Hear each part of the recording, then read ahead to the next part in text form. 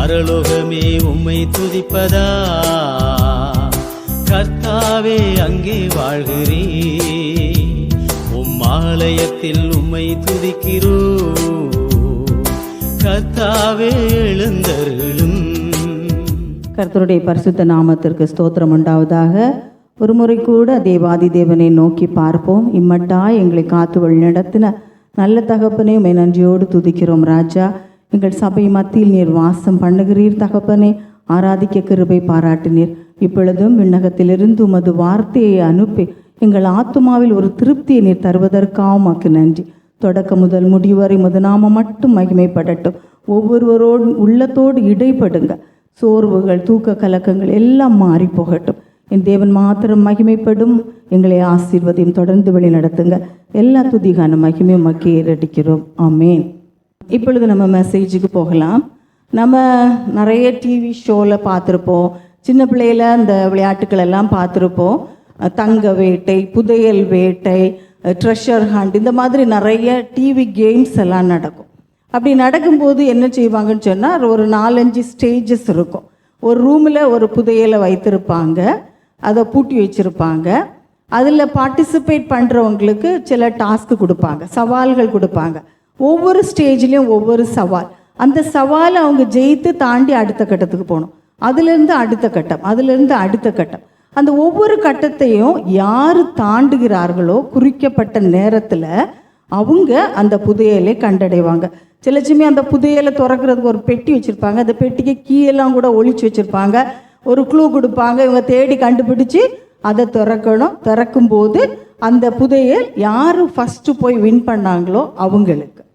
அப்போது ஒரு புதையலை கண்டெடுக்க வேண்டும் என்றால் சில ஸ்டேஜஸை தாண்டி போகணும். அதே போல தான் நம்முடைய ஆத்மீக வாழ்வில், நம்முடைய கிறிஸ்தவ வாழ்வில் கிறிஸ்து என்கிற அந்த மகா பொக்கிஷத்தை நாம் அடைய வேண்டும் என்றால், அவர் நமக்காக வைத்திருக்கிற அந்த பரலோக ராஜ்யத்தை நாம் அடைய வேண்டும் என்றால் ஒரு சில படிநிலைகளை நாம் தாண்டி செல்ல வேண்டும். சிலவங்க என்ன செய்வாங்க, அந்த போட்டியில் முன்னேற முடியாதவர்கள் அந்த நிலையில், ஏன்னா அதை கம்ப்ளீட் பண்ணாமல் அடுத்த நிலைக்கு போக முடியாது, அதிலேயே தங்கி விடுவார்கள். இப்படி ஒரு தேக்கப்பட்ட ஒரு ஸ்டாக்னேட்டட் ஸ்டேஜில் என்னுடைய கிறிஸ்தவ வாழ்க்கை இருக்கிறதா, அல்லது நாடோறும் ஒரு முன்னேற்றத்தை நான் பார்க்கிறேனா அந்த கிறிஸ்து என்கிற பொக்கிஷத்தை பெற்றுக்கொள்வதற்கு? அப்போ இன்றைக்கி நம்மளே நாம் ஆராய போகிறோம். அப்படி நான் இருக்கிறேனா, அப்படி இல்லைனா நான் என்ன செய்ய வேண்டும் என்பதை வேதத்தில் காணும் சில தேவ மனிதர்களின் வாழ்க்கை மூலம் நாம் கற்றுக்கொள்ள போகிறோம். சங்கீதம் 63 எடுத்து வைத்து கொள்ளலாம். சங்கீதம் 63. இந்த சங்கீதத்தில் எழுதியிருக்கு. முதல்ல அந்த இதில் பார்க்கும்போது, தாவீது யூதாவின் வனாந்திரத்தில் இருக்கையில் பாடின சங்கீதம். இப்போ தாவீது எங்கே இருக்கிறாரு? யூதாவின் வனாந்திரத்தில் இருக்கிறாரு. வேத வல்லுநர்கள் சொல்கிறாங்க, அவங்க மகன் அப்சலோம் இவரை கொல்ல வகை தேடின போது எருசலேமிலிருந்து தாவீது தப்பி ஓடி யூதாவின் வனாந்திரத்தில் இருக்கும்போது பாடின சங்கீதம். என கடைசியில் சொல்லுவார், ராஜாவோ தேவனில் களி கூறுகிறார்னு. அப்போ அவர் ஏற்கனவே ராஜாவாக இருக்கிறார். ஸோ இந்த காலகட்டத்தில் இவர் பாடின சங்கீதமாக இருக்கும் என்று வேத வல்லுநர்கள் சொல்கிறாங்க. அப்போ முதல்ல நம்ம கண் முன்னுக்கு அந்த காட்சியை கொண்டு வர்றோம். தன் சொந்த மகன், ஆராதனையிலும் நம்ம இதை கேட்டோம், கர்த்தர் தெளிவாய் நம்மோடு இடைப்பட்டார். தன் சொந்த ரத்தம், தன் சொந்த மகன் இப்போ என்ன செய்கிறான்? கொல்ல வகை தேடுறான். இப்படி ஒரு இக்கட்டான சூழ்நிலையில் தாவீது எங்கே வந்திருக்கிறாரு? ஒரு வனாந்திரத்துக்கு. அவர் ட்ரிப் போகலை, ஒரு வனாந்திரத்தில் உயிருக்கு பயந்து அங்கே வந்து இருக்கிறார். அப்படி வந்து இருக்கும்போது நல்லா நமக்கு தெரியும் பாலைவனம் எப்படி இருக்கும்னு சொல்லிட்டு. சுற்றிலும் ஒருத்தருமே இருக்க மாட்டாங்க, ஒன்றுமே இருக்காது. அப்படி ஒரு வறண்ட இடத்துல இருக்கும்போது தாவீது ஒரு பாட்டு பாடுகிறார். அதில் முதல்ல எடுத்த உடனே சொல்கிறாரு, தேவனே நீர் என்னுடைய தேவன். நம்ம பார்த்தோமே, நான் சக்ஸஸ் ஆகணும்னா முதல்ல ஒவ்வொரு படிநிலைகளை கடக்கணும்னு. முதல் படிநிலை என்ன தெரியுமா? எனக்கும் தேவனுக்கும் இருக்கிற ஒரு பர்சனல் ரிலேஷன்ஷிப், எனக்கும் என் தேவனுக்கும் இருக்கிற ஒரு தனிப்பட்ட உறவு. தாவீது இங்க என்ன சொல்றாரு? தேவனே நீர் என்னுடைய தேவன். பழைய ஏற்பாட்டு காலத்துல தேவன் எப்படி அறியப்படுவார்னு சொன்னா, ஆபிரகாமின் தேவன், ஈசாக்கின் தேவன், யாக்கோபின் தேவன். தேவனே இதை சொல்லி இருக்கிறாரு. தாவீது அப்படி சொல்லல, அவர் எப்படி சொல்றாரு? தேவனே நீர் என்னுடைய தேவன். தாவீது தேவனை சொந்தம் கொண்டாடுகிறார். நீர் என்னுடைய தேவன். இது எப்படி அவருக்கு வந்தது? அப்படி ஒரு க்ளோஸ் ரிலேஷன்ஷிப். எனக்கும் அடுத்தவர்களால் அறியப்பட்ட தேவன் அல்ல, நான் அனுபவித்த தேவன். இன்னைக்கு நம்ம நிலைமை எப்படி இருக்கிறது?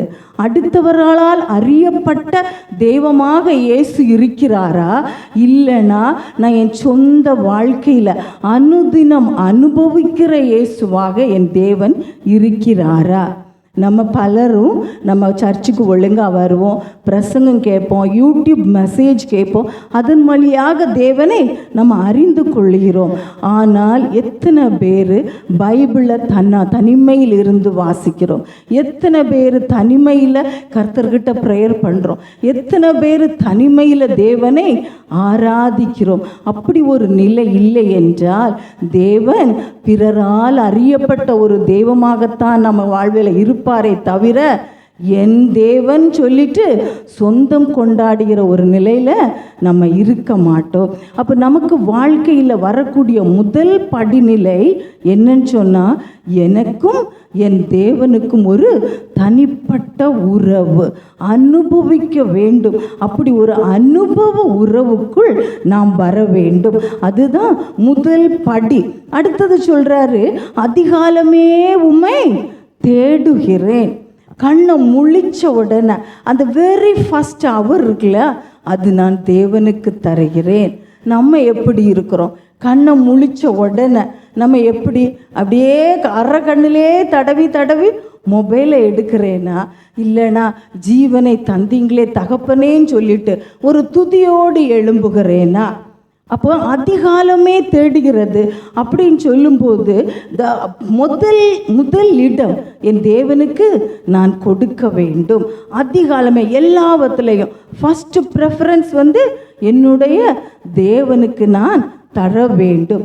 அப்போ அந்த பர்சனல் ரிலேஷன்ஷிப்பில் இருக்கும்போது என்னுடைய முதல் இடத்தை நான் யாருக்கு தருவேன்? என் தேவனுக்கு தருவேன். நம்ம எப்பவும் இப்போ எல்லாருமே வேலை பார்க்குறவங்க, அறக்க பறக்க காலையில் ஓடுவோம். முதல்ல கொஞ்ச நேரம் நல்லா ப்ரேயர் பண்ணியிருப்போம். இப்போ வேலை செய்யும்போதே ப்ரேயர் பண்ணுவோம். அடுத்தது சாயங்காலம் ப்ரேயர் பண்ணிக்கலான் இருப்போம். அப்போது கிடைக்க நேரத்தை நான் என் தேவனுக்கு தருவேனா, இல்லைனா முதல் நேரத்தை என் தேவனுக்கு தருவேனா? நாமே ஆராதிக்க போகிறோம், நம்ம அலசி ஆராய போகிறோம். 5 மணிக்கு எழும்பணும், நாளை கொஞ்சம் லேட்டாக போனால் போதும், 5:10 அலாம் வைப்போம். அதே 5 மணிக்கு எழும்பி 10 நிமிஷம் ஆராதிப்போம், பார்க்க மாட்டோம். நாளைக்கு 10 நிமிஷம் எக்ஸ்ட்ரா உறங்க கிடைக்குது. நம்ம அடிக்கடி செய்கிற தவறு தான் இது. அப்போது முதல்ல நம்ம என்ன செய்யணும்? என்னுடைய வாழ்க்கையில் தனிப்பட்ட விதத்தில் என் தகப்பனுக்கு நான் முதலிடம் கொடுத்து அந்த உறவுக்குள் நான் வர வேண்டும். 2வது அவர் சொல்கிறாரு, தொடர்ந்து வாசிப்போமானால், அதிகாலமே உம்மை தேடுகிறேன், வறண்டதும் விடாய்த்ததும் தண்ணீரற்றதுமான நிலத்தில் என் ஆத்துமா உம்மேல் தாகமாயிருக்கிறது, என் மாம்சமானது உம்மை வாஞ்சிக்கிறது. அவர் என்ன செய்கிறாரு? அந்த சிச்சுவேஷனை தாவீதே எக்ஸ்பிளைன் பண்ணுறாரு. அந்த இடம் வறண்டு இருக்கிறது, விடாய்த்து இருக்கிறது. அவர் எடுத்து சொல்கிறாரு, தண்ணீரே இல்லை. அங்கே என்ன செய்தான்? என் ஆத்துமா உம்மேல் தாகமாயிருக்கிறது, என் மாம்சம் உம்மை வாஞ்சிக்கிறது. ஆக்சுவலாக என்ன கேட்கணுங்க? அங்கே தண்ணி இல்லை. இப்போ 2 நிமிஷம் பேசுறதுக்கு முந்தைய நாக்கு வறண்டு போகுது. அங்கே தண்ணி இல்லை, பசி, உயிருக்கு பயந்த நிலை, அப்படி ஒடுங்கி இருக்க நேரத்தில் அவர் என்ன கேட்கணுங்க? தேவனே, எனக்கு ஒரு நீரூட்டை காட்ட மாட்டீரா? கொஞ்சம் பேரிச்சம்பழங்களை காட்ட மாட்டீரா? உணவும் உணவும் தண்ணியும் வேணுங்க. அதுதான் என்னது, இந்த உடம்புக்கு தேவை. ஆனால் தாவீது என்ன சொல்கிறாரு, என் தாகமா எங்கே, யார் மேலே, என் ஆத்துமா உன்மேல் தாகமாக இருக்கிறது.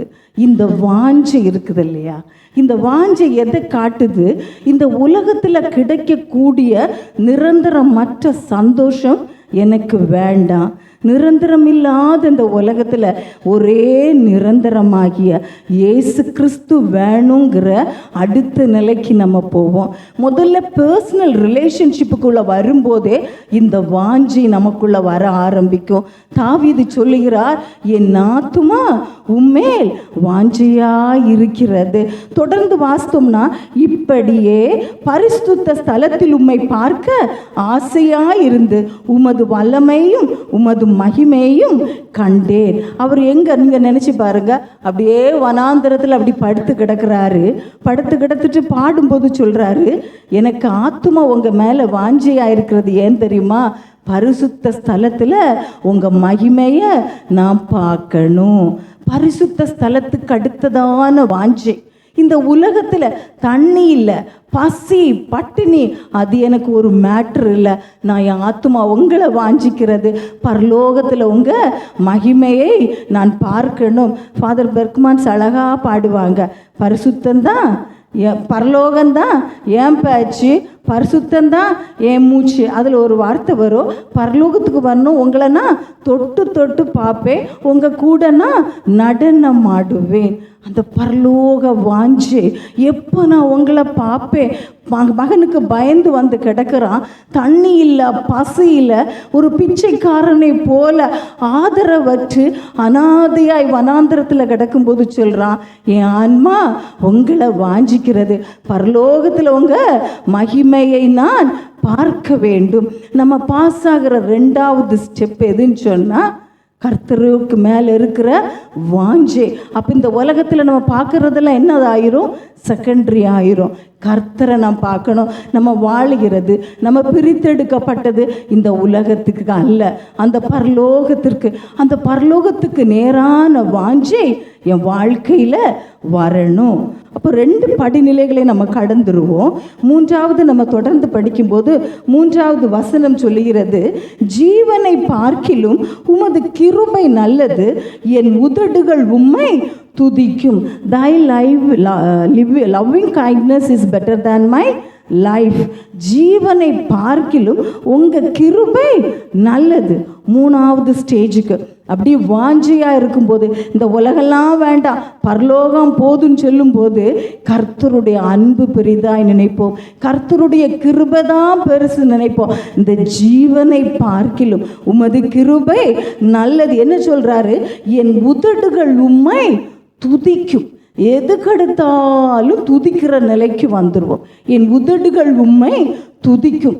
நம்ம எல்லாருக்குமே தெரிந்த ஒரு வேத பகுதி தான் யோபு. யோபு 1வது அதிகாரத்தை நம்ம எடுத்து பார்த்தோம் சொன்னால், இந்த யோபு எல்லாவற்றிலும் ஆசீர்வதிக்கப்பட்டவன். முதல்ல எடுத்தோடனே சொல்லுது, அவன் உத்தமன், சர்மாக்கன், பொல்லாப்புக்கு, கர்த்தருக்கு பயந்து பொல்லாப்புக்கு விலகினவன், நல்ல ஒரு உத்தம மனுஷன். தொடர்ந்து வாசித்தோம்னா, கிழக்கத்திய புத்திரரில் அவன் மகா பெரியவனாக இருந்தான். அத்தனை ஒட்டகம், மாடு, ஆடு, கழுத, வேலைக்காரங்க, 10 பிள்ளைங்க, எல்லாம் நிறைவாய் இருந்தது இந்த யோபுவுக்கு. ஆனால் இந்த யோபு கர்த்தருக்கு முன்னே தன்னை தாழ்த்துகிறவனாக இருந்தான் எப்பொழுதும். அதனால தான் சொல்கிறாரு, கர்த்தருக்கு பயந்து, தேவனுக்கு பயந்துனா என்னங்க, கர்த்தருக்கு பிரியமாய் நடக்கிறது. எல்லா நிறைவு இருக்கும்போது நம்ம நிறைய நேரத்தில் கர்த்தரை நினச்சி கூட பார்க்க மாட்டோம். ஆனால் எல்லா நிறைவில் இருக்கும்போது யார் கர்த்தரை தேடுகிறார்களோ எல்லாம் குறைவுபட்டு போனாலும் கர்த்தரை மறுதலிக்க மாட்டாங்க. நிறைவாக இருக்கும்போது இந்த யோபு கர்த்தரோடு வாழ்கிறான். அந்த தொடர்ந்து நம்ம வாசிக்கும்போது அவன் பிள்ளைங்க எல்லாம் கூடி, ஒவ்வொருத்தரும் அவங்கவுங்க டேர்ன் வரும்போது அவங்க சகோதரரெல்லாம் கூடி விருந்து விருந்து பண்ணி சந்தோஷமா இருப்பாங்க.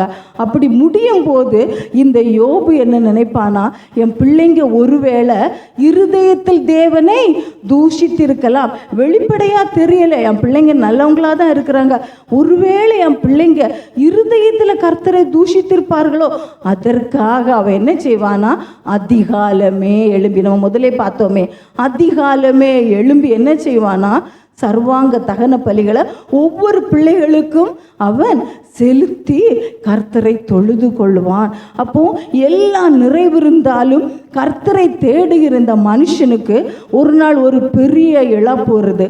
ஒரே நாளில் எத்தனை அடி மேல் அடி. ஒருத்தன் வந்து சொல்கிறான் கழுதையெல்லாம் போச்சு, அடுத்தவன் வந்து சொல்கிறான் ஆடு மாடெல்லாம் போச்சு, அடுத்தது வந்து சொல்கிறான் ஒட்டகம் போச்சு, கடைசியில் வந்து சொல்கிறாங்க உங்கள் 10 பிள்ளைங்களும் இறந்து போனாங்க. வேதம் என்ன சொல்லுகிறது? 20வது வசனம் 1ஆம் அதிகாரம் யோபு 20ல், அப்பொழுது யோபு எழுந்திருந்து தன் சால்வையை கிழித்து தன் தலையை சிரைத்து தரையிலே விழுந்து பணிந்து fell down upon the ground and worship. என்ன பண்ணாங்க? அவன் என்ன செய்தான்? தாழ்த்துகிறான்.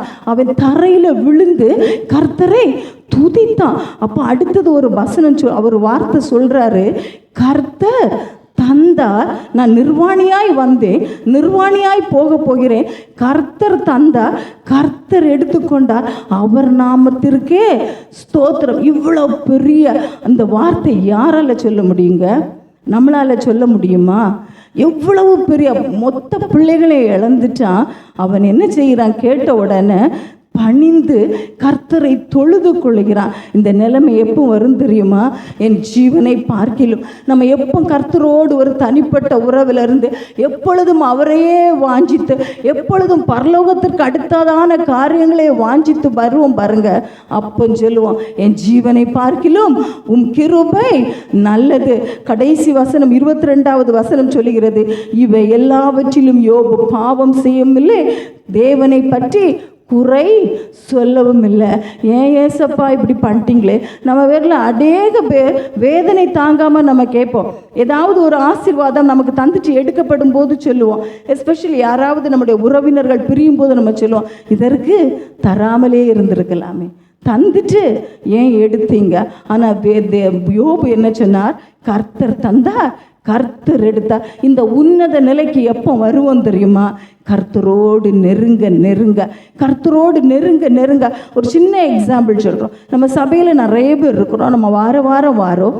ஒருத்தங்கள்ட்ட நம்ம இப்போ இவங்கள தெரியுமான்னு கேட்டால் ஆமாம் அவங்கள தெரியும், அவங்க பேரை ஒரு வேளை சொல்லிடுவோம். சிலவங்களுக்கு பேரும் தெரியாது, சொல்லுவோம் அவங்கள அந்த சிஸ்டர் நல்லா பாடுவாங்க, அவங்கள நல்ல ப்ரேயர் பண்ணுவாங்க, அவங்கள நல்ல மெசேஜ் கொடுப்பாங்க, இப்படி மேலோட்டமாக தான் தெரியும். ஆனால் எப்போ நமக்கு அவங்களோடு ஒரு நெருங்கி பழகிற வாய்ப்பு கிடைக்கும் போது அவங்கள பற்றி நம்ம என்ன செய்வோம்?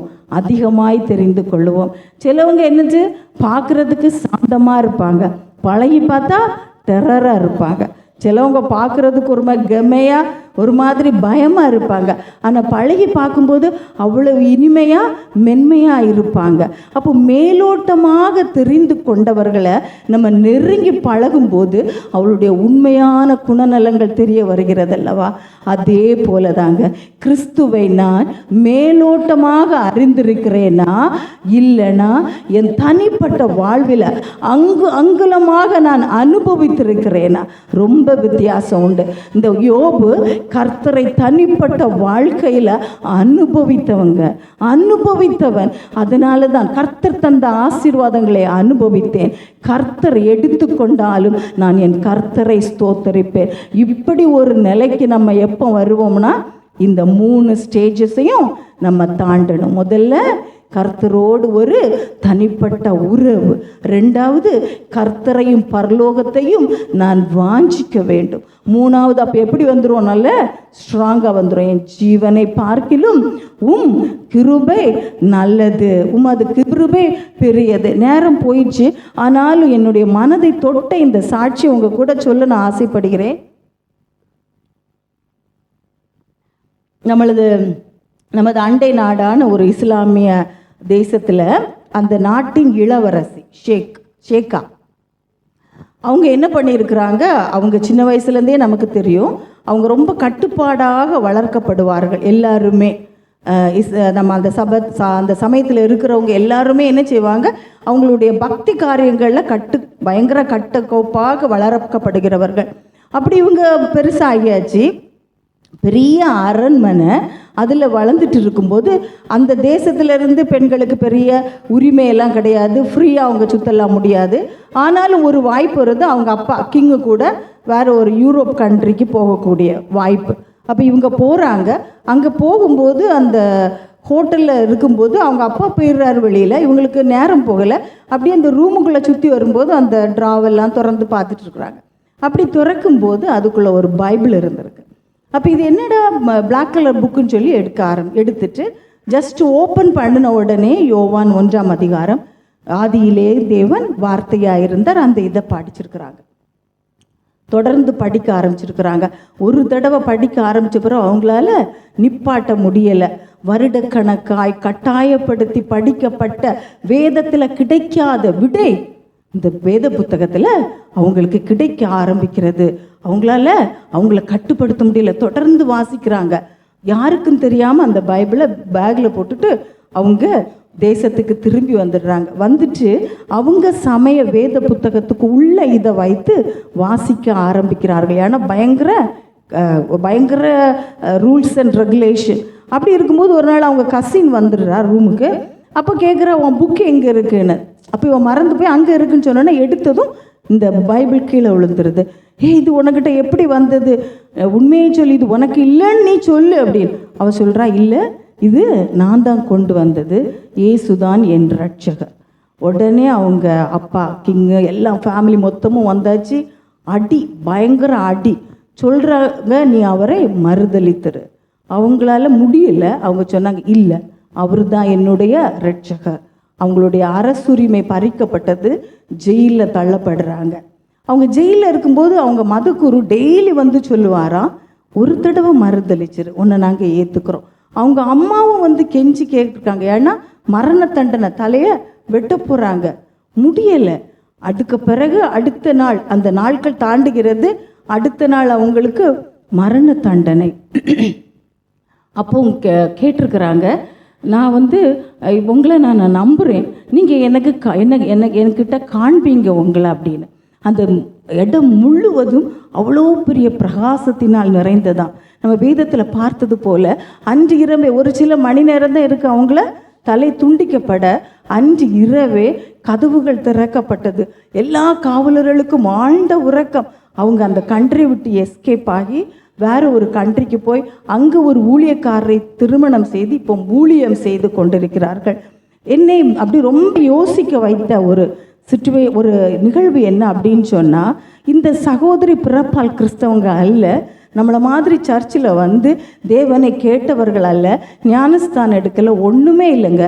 இந்த வார்த்தை தேவனை வாசித்துட்டு அவங்க சொல்கிறாங்க, உன்னை தலையை வெட்டிருவே மறுதலி, முடியலையே, இந்த ஜீவனை பார்க்கிலும் உமது கிருபை மேலானது.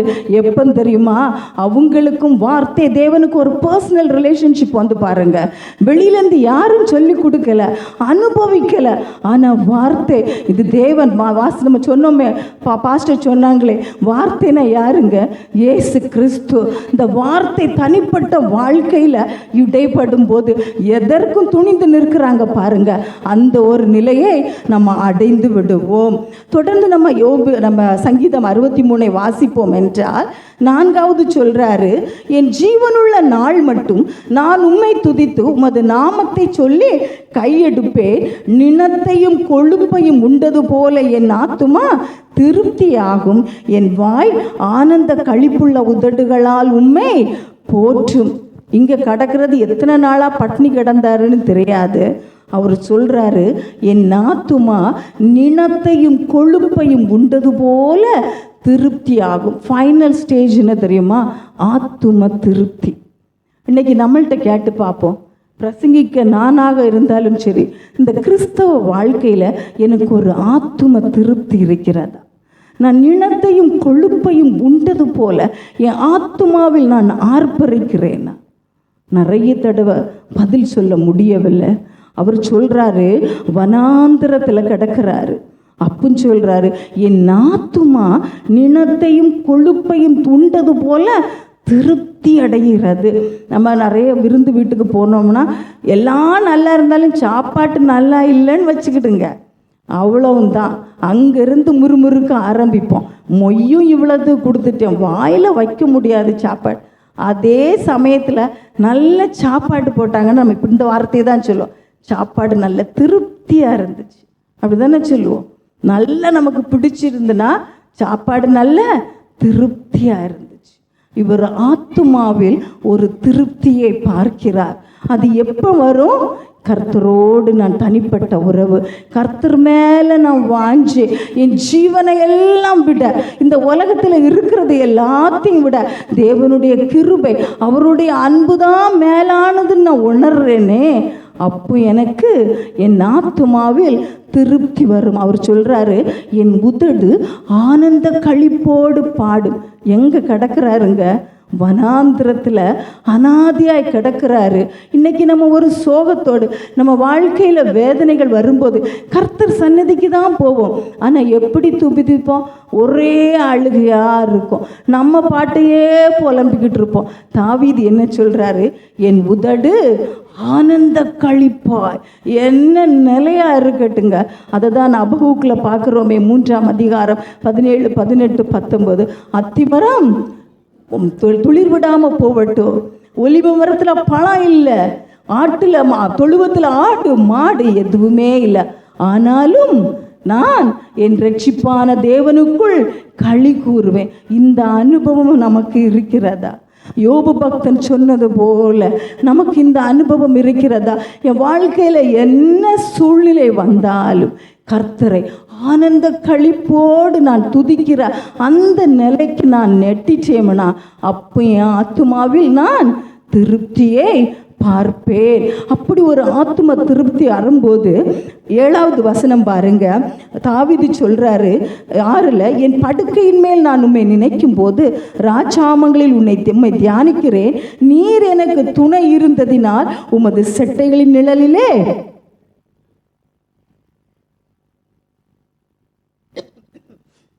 உமது செட்டைகளின் நிலைகளிலே நான் களி கூறுகிறேன். அப்படியே நம்ம கண்ணு முன்னுக்கு கொண்டு வருவோம் இந்த காட்சியை. வனாந்திரம், ராத்திரி ஆயாச்சு, மூடிக்க ஒரு போர்வை கிடையாது, நைட் எவ்வளோ குளிருன்னு தெரியும் உங்களுக்கு, டெசர்ட். அப்படியே சுருண்டு படுத்திருக்கிறார் தாவீது. மேலே என்ன இருக்குது தெரியுமா? தேவனுடைய செட்டையின் அப்படியே அவருடைய இறகுகளால் அவனை மூடுகிறார். அந்த அனுபவத்தில் சொல்கிறான், உமது செட்டைகளின் நிழலில் நான் களி கூறுகிறேன்.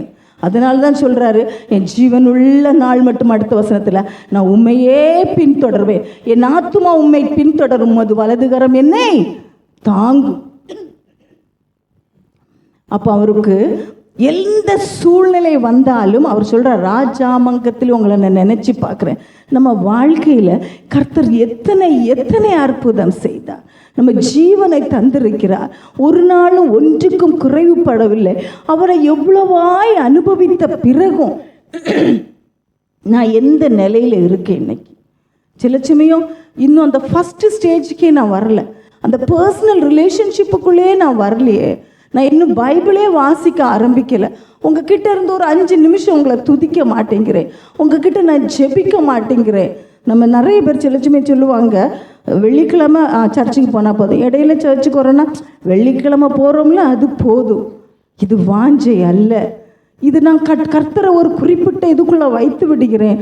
இந்த நிலையில தான் நான் இருக்கிறேன்னா இல்லைன்னு சொன்னால், என் கர்த்தரை நான் தினம் அவரை அண்ட நான் ஆசைப்படுகிறேன்னா, வாஞ்சிக்கிறேன்னா. என் கூட முதல்ல ஒரு சிஸ்டர் ஒர்க் பண்ணாங்க, அவங்க ரிசைன் பண்ணி போயிட்டாங்க. ஒரு மலையாளி சிஸ்டர், 6 பிள்ளைங்க உண்டு அவங்களுக்கு, பெரிய பிள்ளைங்க குட்டி பிள்ளைங்க அப்படின்னு சொல்லிட்டு. காலையில் சர்வீஸ்க்குன்னு சொன்னால் பிள்ளைகளையும் புறப்பட்டு கூட்டிகிட்டு அவங்க டியூட்டி கூட்டிகிட்டு போகிறத பார்க்கணும். எந்த லாங்குவேஜுன்றும் கிடையாது, எந்த லாங்குவேஜில் சர்வீஸ் நடந்தாலும் அந்த சிஸ்டரை பார்க்கலாம். ஆச்சரியமாக இருக்கும். இது எதுங்க? வாஞ்சி. கர்த்தர் மேலே இருக்கிற அன்பு அவர்களை நெருக்கிறதுனால மற்ற காரியம் அவங்களுக்கு ஒரு பொருட்டு அல்லங்க. இன்னைக்கு நம்ம நினச்சி பார்க்குறோம், கர்த்தரே இயேசு கிறிஸ்துவே நீர் எனக்காக வந்திய.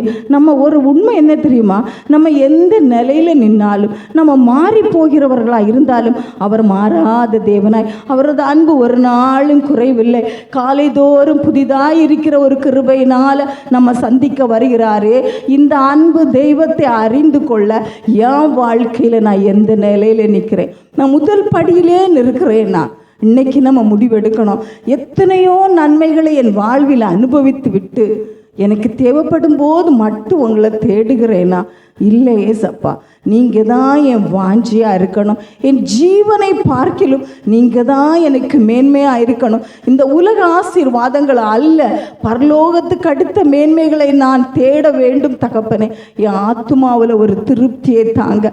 வறண்ட ஆத்துமா, விடாய்த்த ஆத்துமா, தண்ணீரற்ற ஆத்துமா ஜீவ ஊற்றாய் வந்தாரே, ஜீவ தண்ணீராய் வந்தாரே, ஜீவ அப்பமாய் வந்தாரே, நானே வழியும் சத்தியமும் ஜீவனுமாய் இருக்கிறேன் என்று நமக்காக இறங்கி வந்த தேவனை நான் எந்த நிலையில நின்று பார்க்கிறேன்? நான் உங்களை தூரத்தில் வைத்திருக்கிறேனா? இல்லைன்னு சொன்னால் இன்னும் அன்பு செய்யணும், இன்னும் அதிகமாக உண்மை ஆராதிக்கணும், இன்னும் உண்மை அண்டிக் கொள்ளணும். நீங்கள் தான் எனக்கு எல்லாம் அப்படின்னு சொல்லிட்டு ஒரு அர்ப்பண நிலைக்குள்ளே வந்து என் ஆத்துமாவில் நான் திருப்தியாக இருக்கிறேனா? சிந்தித்து பார்க்க போகிறோம், நம்மளை நாமே ஆராய போகிறோம். ஏசப்பா, நான் எனக்கு எந்த நிலையில் எனக்கு உதவி செய்யுங்க, எனக்கு உதவி செய்யுங்க. வாஞ்சையுள்ள இருதயத்தை அவர் நோக்கி பார்க்கிறார், நொறுங்குண்ட இருதயத்தை அவர் நோக்கி பார்க்கிறார். நம்ம ஒரு ஸ்டெப் எடுத்து வச்சா போதும், தூரத்தில் நம்மளை கண்டு ஓடி வந்து அனைத்து நம்மை முத்தமிட்டு நம்மை அலங்கரிக்கிற தேவனாயிருக்கிறார். அவர் நமக்காக காத்திருக்கிறார். நம்ம நிலையை உணர தயாராக இருக்கிறோமா? நம் கர்த்தருக்காக வாழ நம்மை ஒப்பு கொடுக்கும் போது அந்த ஆத்தும திருப்தியை கண்டு கர்த்தர் நமக்காக வைத்திருக்கிறார் அந்த பரலோகத்தில் அவரை முகமுகமாக பார்த்து, அவரை தொட்டு பார்த்து, அவங்க மடியில் படுக்கிற, அவர் மார்பில் சாகிற ஒரு உன்னத அனுபவத்திற்குள் கர்த்தர் நம்மை நடத்தி செல்வாராக, நம்மை பலப்படுத்துவாராக. ஆமேன்.